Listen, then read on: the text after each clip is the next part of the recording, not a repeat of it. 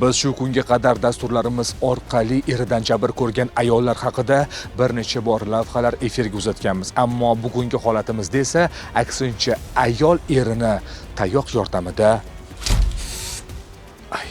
kaltakladi. Tasvirlardan ko'rish mumkinki, ayol o'ziga tanish bo'lgan fuqarolar oldida turmush o'rtog'i deb aytilayotgan erini tayoq yordamida bir necha bor kaltaklagan. Er esa ayoliga qarshilik ko'rsatmagan. Ash kuningizga yaraydi deyapti. Yuqorida siz ko'rgan video ijtimoiy tarmoqda keskin muhokamalarga sabab bo'lganidan keyin tayoq ko'targan ayol bu qilgan ishi uchun xalqdan uzr so'rab chiqdi. U ayni vaqtda turmush o'rtog'i bilan baxtli hayot kechirayotganini aytdi. Yerimdan ham kechirim so'rayman. Bu voqeaga ancha bo'lganida endi bizlar yaxshi yashab yuribsizlarmi? Hammadan kechirim so'rayman. Iltimos tarqatmangizlar. Sizlardan kechirim so'rayman.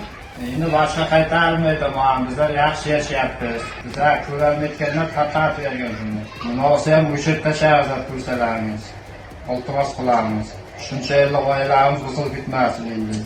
Boshqa narsalar qaytarmaydi, nasibsa yaxshi yashayapmiz mana. Xalqimiz orasida er va xotin urushi, do'ka ro'mol qurishi degan naql bejiz aytilmagan, ammo bu degani ayol eriga, er esa ayoliga bemalol tan jarohati yetkazishi mumkin degani emas. Jamiyatimizda baxtli oilalar soni ko'paysin.